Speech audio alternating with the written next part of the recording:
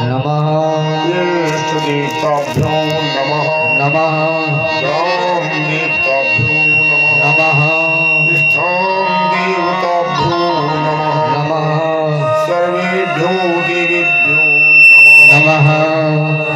बोलिए भक्त और भगवान की जय जय श्री राम की श्रीमद् भागवत महापुराण की जय वेद व्यास भगवान की जय जय सुखदेव भगवान की जय जय यज्ञ पुरुष भगवान की जय जय समस्त देवी देवताओं की जय जय श्री बिलुआ हनुमान जी महाराज की जय जय परीक्षित जी महाराज की जय जय समस्त ग्रामवासियों की जय जय क्षेत्रवासियों की जय जय समस्त जनपद वासियों की जय जय आए हुए संत विद्वानों की जय जय गंगा मैया की जय जय यमुना मैया की जय जय अपने अपने माता पिता की जय जय अपने अपने गुरु गोविंद भगवान की जय जय जय जय श्री राधे श्याम। भगवान की कथा श्रवण करने के लिए सबसे पहले 2 बार भगवान का संकीर्तन नाम उच्चारण करते हैं, जिससे मन वाणी और कर्म तीनों पवित्र हो।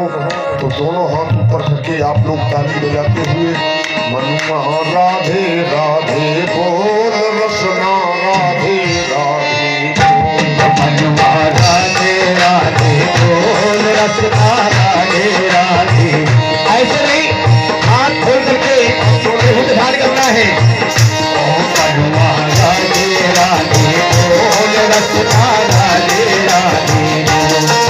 ओ राधे राधे बोलो राधा श्यामा बोल। मनुआ राधे राधे बोल मनुआ श्यामा श्यामा बोल। ताली बजाती है।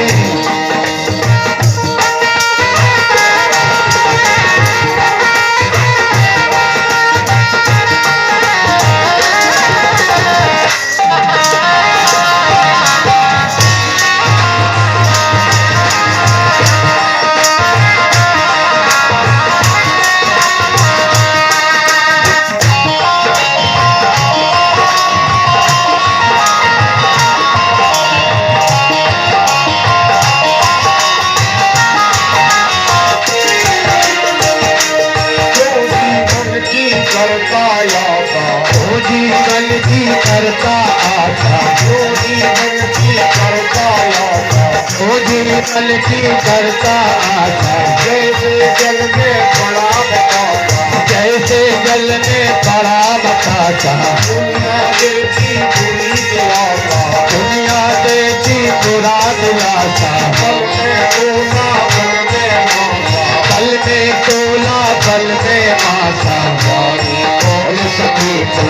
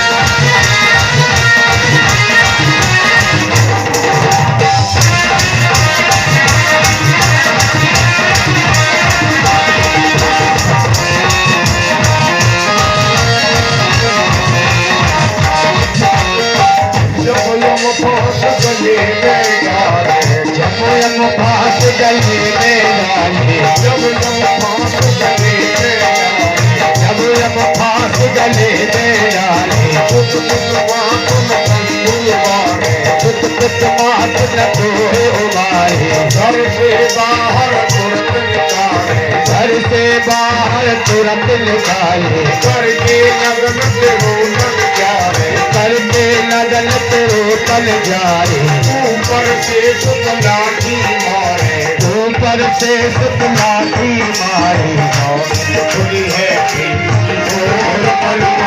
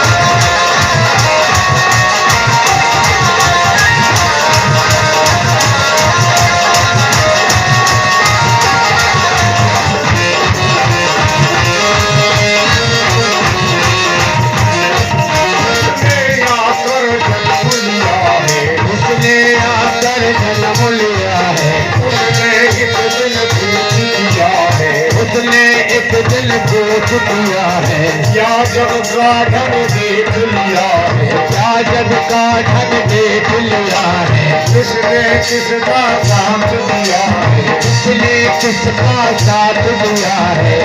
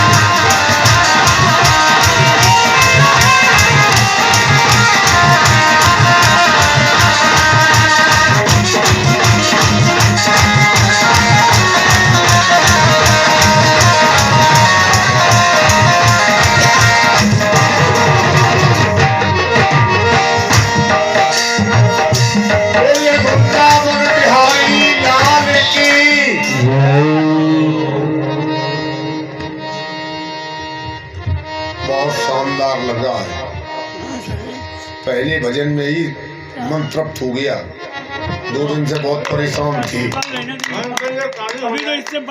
भैया साउंड वालों के लिए बहुत बहुत धन्यवाद। बड़ी मेहनत से जो कमेटी ने व्यवस्था की उनको बार बार धन्यवाद। और सुंदर व्यवस्था में सुंदर ही कथा हो। कुछ लोगों के मन में शंका उठ रही थी कि महाराज व्यास जी ने कह दिया पार्वती जी ने शंकर जी को खा लिया। हाँ, कुछ लोगों के मन में शंका है। गांव में लोग चर्चा कर रहे हैं। 2-4 लोग मुझसे पूछने भी आए। कुछ लोगों ने कहा, देखिए ये व्यास पीठ की बात है। व्यास स्वतंत्र है और किसी भी पुराण से कथा कह सकता है, क्योंकि श्रीमद् भागवत महापुराण इसीलिए है कि इसमें 18 पुराणों का समावेश है, 17 अन्य पुराणों का भी समावेश है। देवी भागवत मनुस्मृत ऐसी कोई स्मृति नहीं, ऐसी कोई संहिता नहीं जो श्रीमद् भागवत महापुराण में समाहित ना हो। अब व्यासपीठ के माध्यम से कही गई बात, उस पर चर्चा करना, चर्चा का विषय तो है। यदि किसी को लगता है कि व्यास जी ने गलत कह दिया है तो अपने मोबाइल फोन पर गूगल पे सर्च कर ले कि जब माता पार्वती ने भगवान शंकर को खा लिया तो उस माता ने का विधवा स्वरूप है और धूमावती माता के नाम से जाना जाता है। माता को भूख लगी थी, भगवान शंकर ध्यान मग्न थे खा लिया, ऐसा प्रमाण है। और जिसको देखना हो वो श्रीमद् भागवत महापुराण को, देवी भागवत महापुराण को खोलकर देख ले। देवी भागवत में ये कथा आई है। अब रही बात चर्चा की, ये त्रिवेदी जी मेरे साथ लगभग 10 साल से कथा में हैं। इन्होंने मुझसे कई बार कहा कि महाराज जी जो चौपाई बोलते हो वो मुझे भी लिख दो। तो मैंने कहा मुझे खुद मालूम नहीं होता है कि मैं कौन सी चौपाई कहने वाला हूँ, क्योंकि रामचरितमानस अथाह है और मैं कहीं से प्रमाण लगाऊं, तुम्हें कहीं का लिख दिया तो कोई उत्तर नहीं सही नहीं बैठेगा। कथा माने अथाह, ये अथाह कथा है। और ये संसार में जितने भी कथावाचक हैं अपने अपने ढंग से कथा कहते हैं। मेरा वादा है आपसे, जो आपने कभी नहीं सुना होगा, कहीं नहीं सुना होगा, वो कथा सुनाऊंगा और सब प्रमाण के सुनाऊंगा, सब में प्रमाण दूंगा। धूमावती माता का दतिया में मंदिर है, पीताम्बरा के साथ में। उसे विधवा माताएं ही दर्शन करती हैं, सुहागवती स्त्रियां दर्शन उनके नहीं करती हैं। भैया चाहे कोई दर्शन कर सकता है। दतिया मध्य प्रदेश में पड़ता है, झांसी के पास। तो शंका न करें, व्यासपीठ पर जो बात कही जाएगी वो सब प्रमाण के कही जाएगी। मैं परशुराम का अभिनय भी करता हूँ। यदि ऐसे कोई अनर्गल कह दूंगा तो मुझे कोई भी लक्ष्मण पकड़ लेगा और समाज में हंसी हो जाएगी। प्रमाणित ही बोलता हूँ, जितना बोलूंगा उतना प्रमाण होगा। आपको वो कथाएं सुनाने जा रहा हूँ जो आपके कानों ने शायद ही कभी सुनी हो।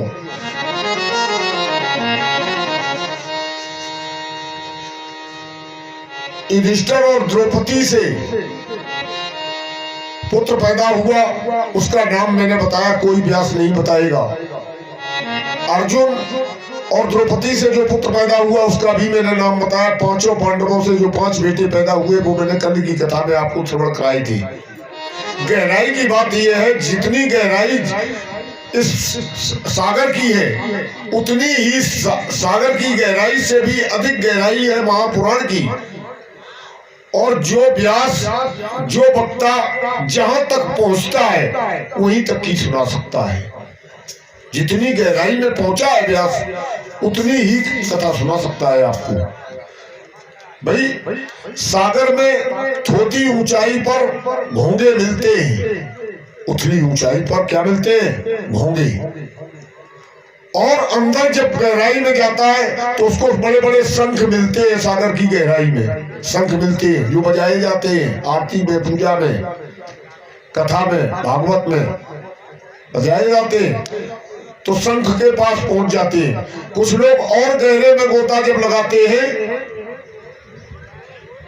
तो अनेकानेक प्रकार के जीव जंतुओं तक पहुंच जाते हैं।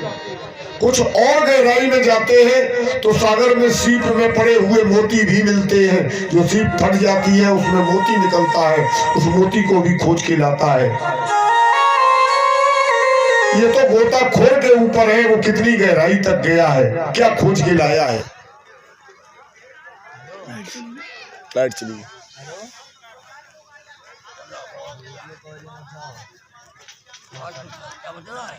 अरे बहुत अच्छो लगो यार। हाँ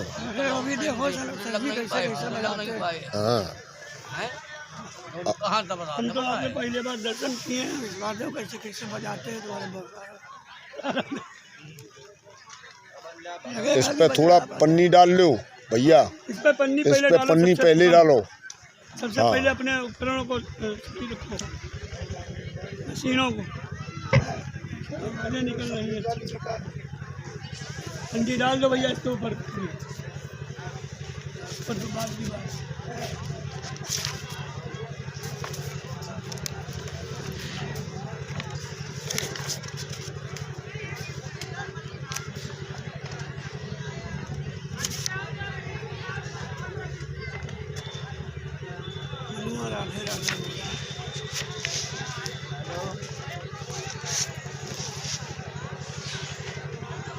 पकड़ वाले भैया, पकड़ वाले।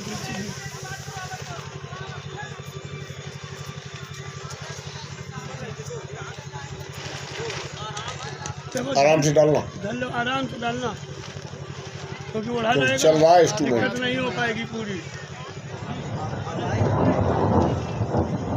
क्या भगवान जी क्यों परेशान किया उनके देवता।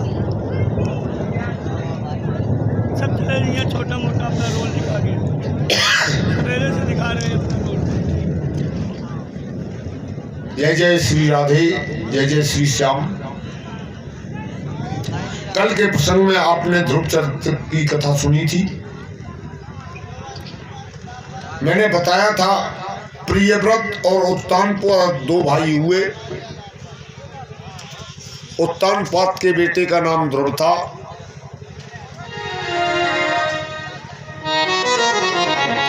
प्रियव्रत और उत्तानपाद की 3 बहनें थी। आकुति जो रुचि प्रजापति को भी आई गई, ये मैंने कल के प्रसंग में सुनाया था। देवहूति कर्दम को भी आई गई और पुष्पवती रुचि प्रजापति को भी आई गई, दक्ष प्रजापति को भी आई गई। राजन परीक्षित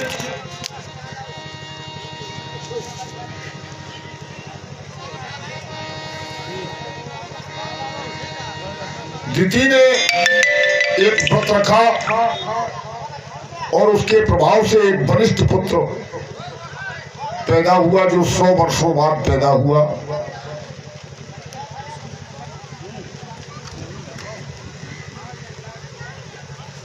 उसका नाम हिरण्याक्ष रखा गया। जय विजय दोनों को श्राप दिया था सनत कुमारों ने, और श्राप के प्रभाव से 3 जन्मों का उन्हें लगा था श्राप। तो पहले जन्म में हिरण्याक्ष और हिरण्यकश्यप हुए, दूसरे जन्म में यही रावण और कुंभकर्ण हुए, और तीसरे जन्म में यही शिशुपाल और दंतवक्र हुए।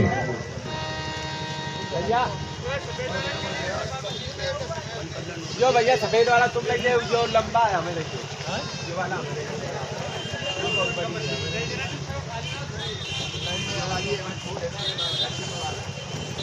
क्या करें, इंद्र भगवान व्यवधान कर रही है।